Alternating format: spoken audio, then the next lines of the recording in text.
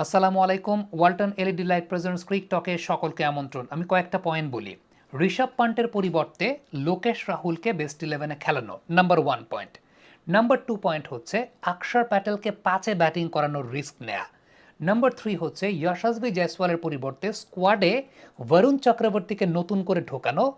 Number 4 হচ্ছে line আপে, অর্থাৎ বেস্ট ইলেভেন লাইন আপে কুলদীপ যাদব এবং বরুণ চক্রবর্তী দুজনকেই একসঙ্গে খেলানো, এবং ফাইনাল ম্যাচটায় পার্টিকুলারলি কুলদীপ যাদবকে রাখা। যদি ইন্ডিয়া চ্যাম্পিয়ন না হতো তাহলে এই 5টা পয়েন্টের যে কোনো একটা পয়েন্টের জন্য গৌতম গম্ভীর সবচেয়ে বেশি সমালোচিত হতেন। কিন্তু গৌতম গম্ভীর বড্ড ঘাড়তেরা। তিনি তার নিজের মতো করেই চলতে পছন্দ করেন, তিনি তার নিজের মতো করেই টিম কম্বিনেশন সাজাতে পছন্দ করেন। নিউজিল্যান্ডের সঙ্গে সিরিজ হারার পর, টেস্ট সিরিজ হারার পর গম্ভীরকে নিয়ে সবচেয়ে বড় সমালোচনার জায়গাটা হয়েছিল যে গৌতম গম্ভীর তিনি আসলে ইন্ডিয়ান টিমের কোচিং প্যাটার্ন অনুযায়ী কতটুকু সাকসেসফুলি তিনি কোচিং করাতে পারবেন। ইভেন তিনি কিন্তু অ্যাডভান্সড লেভেল 3 কোচিং কোর্স সম্পন্ন করা কোচও না। খুব রিসেন্টলি আমিনুল ইসলাম বুলবুল ভাই, যিনি আইসিসির এশিয়ান রিজনের গেম ডেভেলপমেন্ট ম্যানেজার হিসেবে কর্মরত আছেন, তার সঙ্গে একটা টক শো আমরা করেছি। তিনি সেখানে বলছিলেন যে গম্ভীর লেভেল 3 কমপ্লিট করা কোচ না। তারপরও গৌতম গম্ভীরের ওই থিঙ্ক ট্যাঙ্কের জায়গাটা দিস ইজ ভেরি প্রমিনেন্ট। এবং বড় প্লেয়াররা হয় কি একটু বড়ভাবে চিন্তা করতে পারেন, বড় প্লেয়ার হলে যে বড়ভাবে চিন্তা করবেন ব্যাপারটা সেরকম না। বড় থিঙ্ক ট্যাঙ্কার গৌতম গম্ভীরকে আমরা আইপিএলের মতো বড় মঞ্চে দেখেছি যে তার মাস্টার মাইন্ড ব্রেনটাকে ব্যবহার করতে, এবং গম্ভীর তার সিদ্ধান্তের জায়গাটাই একদম স্টিল ছিলেন, অনড় ছিলেন। খেয়াল করে দেখেন যে লোকেশ রাহুলকে কেন বেস্ট ইলেভেনে প্রমোট করা হয়েছে, প্রত্যেকটা ম্যাচ রাহুল কেন খেলেছেন, লাস্ট 2টা ম্যাচে আমরা সেই কার্যকারিতাটা বেশ ভালো মতো বুঝতে পেরেছি। গম্ভীর একটা কথা বলেছেন যে ব্যাটারের ওয়ান ডে অ্যাভারেজটা 50+, তাকে আমি কেন নেব না। এবং রাহুল যেভাবে তার ডিউটিটা ফুলফিল করেছেন, একদম কোচের আস্থার প্রতিদান দিয়েছেন। আমি একটু অন্যভাবে চিন্তা করতে চাই যে রাহুলের উইকেট কিপিংটা অনেক বড় একটা ভাইটাল ফ্যাক্টর ছিল। আপনি খেয়াল করে দেখবেন যে ওয়ান ডে ক্রিকেটে যেটা হয় যে ইন্টেন্সিটি এবং এন্ডুরেন্স দুইটার কম্বিনেশন প্রয়োজন হয়। টেস্টে যেটা হয় শুধুমাত্র এন্ডুরেন্স থাকলেই চলে, ইন্টেন্সিটি অত হাই দরকার নাই। আবার টি-20তে ইন্টেন্সিটিটা খুব গুরুত্বপূর্ণ, এন্ডুরেন্স অত হাই দরকার নাই। ঋষভ পান্ট তিনি একটা অনেক বড় ইঞ্জুরির ধাক্কা কাটিয়ে এসেছেন, সো দুইটার কম্বিনেশনটা এন্ডুরেন্স এবং ইন্টেন্সিটি তার চাইতে লোকেশ রাহুল বেটার ডেলিভার করতে পারতেন।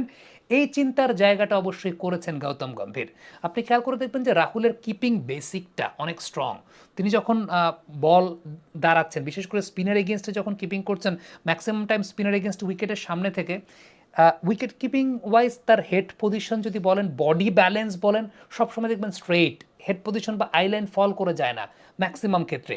সো ইন্টেন্সিটি এবং এন্ডুরেন্স দুইটাই লোকেশ রাহুল মেনটেন করতে পারেন।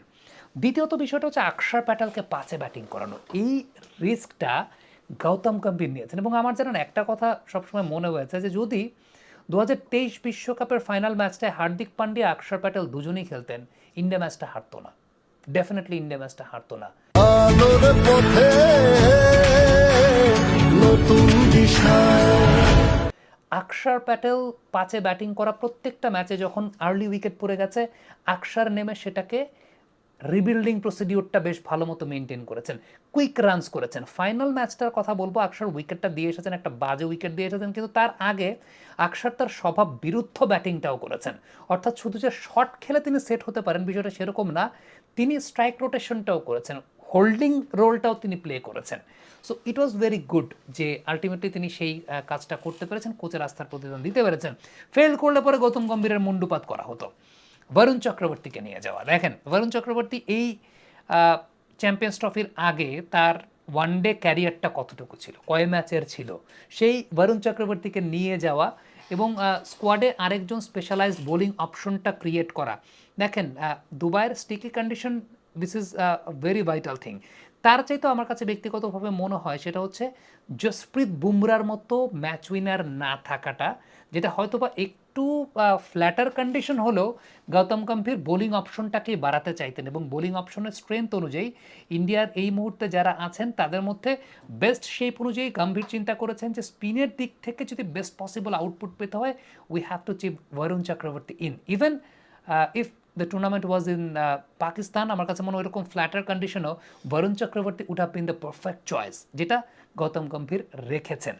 এবং ফাইনাল ম্যাচে কুলদীপ যাদবকে খেলানো, কুলদীপ এবং বরুণকে একসঙ্গে খেলানো, দুটা ম্যাচ, তিনটা ম্যাচ তারা একসঙ্গে খেলেছেন এবং ফাইনাল ম্যাচটাতে স্পেশালি খেলানো, ফাইনাল ম্যাচের উইকেটের ধরন দেখে, পিচের ধরন দেখে দেখেন কুলদীপকে কিন্তু টুর্নামেন্টের ইনিশিয়াল স্টেজে ফাইনাল ম্যাচের আগে বেশ রংহীন মনে হচ্ছিল, কিন্তু ফাইনাল ম্যাচের উইকেটটা প্রথম ইনিংসের পার্সপেক্টিভ থেকে যদি আমরা চিন্তা করি, উইকেট কিন্তু বেশ ভালো ছিল, অন্যান্য দিনের উইকেটের মতো ছিল না, ওইরকম টার্ন ছিল না উইকেটে, স্লোইশ নেচার ছিল না, সেখানে রিস্ট স্পিনাররাই ভালো করবেন, লেগ স্পিনাররাই ভালো করবেন, এই যে জায়গাটা গৌতম গম্ভীর এটা বুঝতে পেরেছিলেন, রিয়েলাইজ করতে পেরেছিলেন।